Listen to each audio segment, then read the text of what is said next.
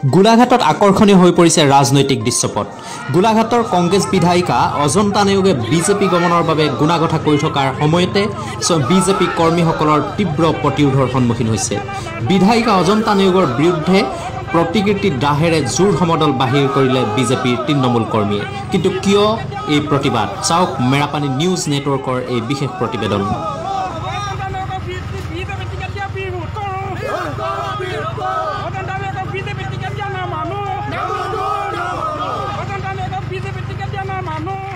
নিৰ্বাচনলৈ মাজত কেইবাটাও মাহ, কিন্তু গোলাঘাট বিধানসভা সমষ্টিত আকৰ্ষণীয় হৈ পৰিছে ৰাজনৈতিক দৃশ্যপট। গোলাঘাটৰ সুদীৰ্ঘকালৰ কংগ্ৰেছ বিধায়িকা অজন্তা নেওগে বিজেপি গমনৰ বাবে সৰব চৰ্চা চলি থকাৰ মাজতে আজি মেৰাপানীত বিজেপিৰ তৃণমূল পৰ্যায়ৰ কৰ্মীৰ মাজত আৰম্ভ হৈছে বিদ্ৰোহ। অজন্তা নেওগক বিজেপি দলত যোগদান কৰিলেও কোনোপধ্যে প্ৰাৰ্থিত্ব প্ৰয়াসী হিচাপে মানি নলয় বুলি আজি বিজেপিৰ তৃণমূল পৰ্যায়ৰ কৰ্মীসকলে প্ৰতিবাদী সমদল বাহিৰ কৰে। জোৰ লৈ এই প্ৰতিবাদী সমদলত অংশগ্ৰহণ কৰা বিজেপি কৰ্মীসকলে অজন্তা নেওগৰ প্ৰতিকৃতি দাহ কৰি তীব্ৰ প্ৰতিবাদ সাব্যস্ত কৰে।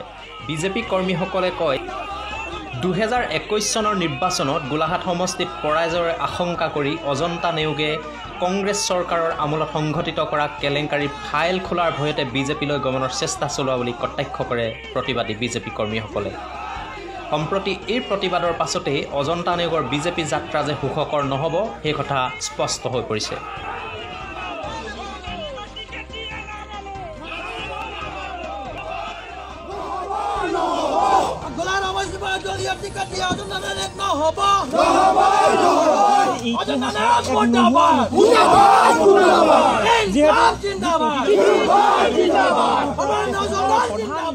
আটাইতকৈ ডাঙৰ এটা কথা কি, আজি 20-15 বছৰে আমি বিজেপি কৰাৰ বাবে তেওঁ আমাক মাহীয়ে চকুৱে বা তেওঁৰ কৰ্মীসকলে আমাক মাহীয়ে চকুৱে চাই গ'ল। কিন্তু আজি তাৰিখলৈকে আমি তেওঁৰ পৰা একো নাপালোঁ কাৰণেই আমি বিজেপি কৰিছোঁ। তাৰ পিছতো যে এই আমাৰ দুখ সাধাৰণ কৰ্মী হিচাপে আমি ওপৰৰ মহলাক জনাওঁ যে আমি সাধাৰণ কৰ্মী যে আমাৰ দুখ যে তেওঁলোকে চায় আৰু তেওঁ আহক, তাতো আমাৰ কোনো আপত্তি নাই। কিন্তু তেওঁ আহি পেলাই যে তেওঁক লগালগ আহিয়ে যে তেওঁক যে টিকেট দাবীদাৰ হ'ব, কিন্তু সেইটো আমি মানি ল'ব কেতিয়াও নিবিচাৰোঁ। যদি তেওঁক টিকেট দিয়া হয় তেওঁ টিকেটটো দিয়া যদি হয়, তেতিয়া আমি আৰু ভাবি চিন্তি পিছৰ পৰ্যায়টো পিছৰ ফালে আমি চাম। দলীয় কৰ্মী হিচাপত আমি চাম, তেওঁলোকৰ লগত আলোচনা কৰিম। গোটেইকেইজন আমাৰ ইয়াত দুজনকৈ আজি বিজেপি ফালৰ পৰা নেতা আছে, বিতুপন দাই হওক বা দেৱজিৎ দাই হওক, তেওঁলোকক আমি সকলোকে আমি বহি পেলাই আজি আমাৰ প্ৰত্যেকটো 26টা পঞ্চায়তৰ লগত আমি কথা বতৰা পাতি কেনেকুৱা কি হয়, আজি তেওঁ যদি আহি আমাক যে ভালকৈ চাব অজন্তা নেওগে, আমি তাত কোনো আশা নাই। তেওঁৰ লগত অহা গোটেইবোৰ হাংগু পাংগু আহি পেলাই আকৌ আমাক আজি হেঁচা মাৰি দিব। যেনেকৈ আমি 15-20টা বছৰ যেনেকৈ থাকিলোঁ আমাক হেঁচা মাৰি, তেনেকৈ আকৌ আমাক মাহীয়ে চকুৱে চাব। অজন্তা নেওগ বিজেপিলৈ আহিলে ইয়াৰ ৰাজনৈতিক দৃশ্যপট সলনি হোৱাৰ সম্ভাৱনা আছে?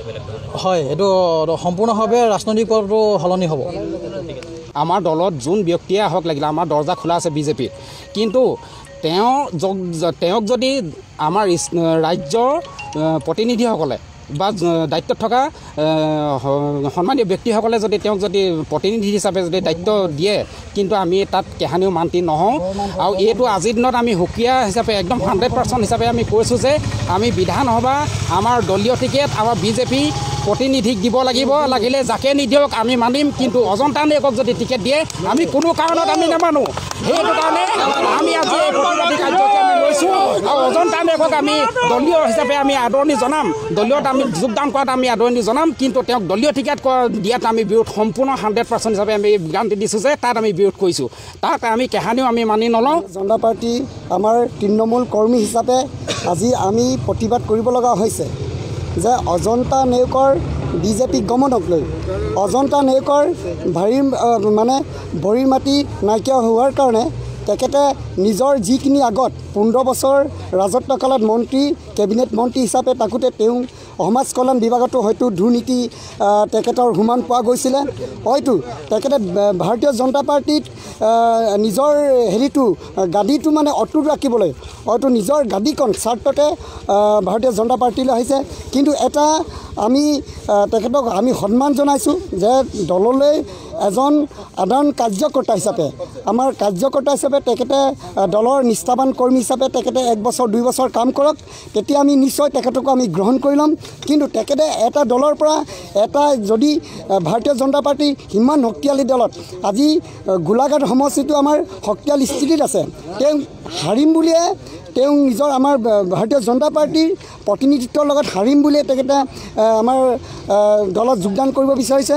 আৰু যদি শীৰ্ষ আমাৰ ৰাষ্ট্ৰীয় পৰ্যায়ৰ নেতা বা জিলা ৰাজ্যিক পৰ্যায়ৰ নেতাসকলে তেওঁক যদি দলীয় টিকেট দিয়ে, তেতিয়া ৰাইজৰ পৰিস্থিতি সাপেক্ষে আমি এটা সিদ্ধান্ত সময়তে আমি ক'ম।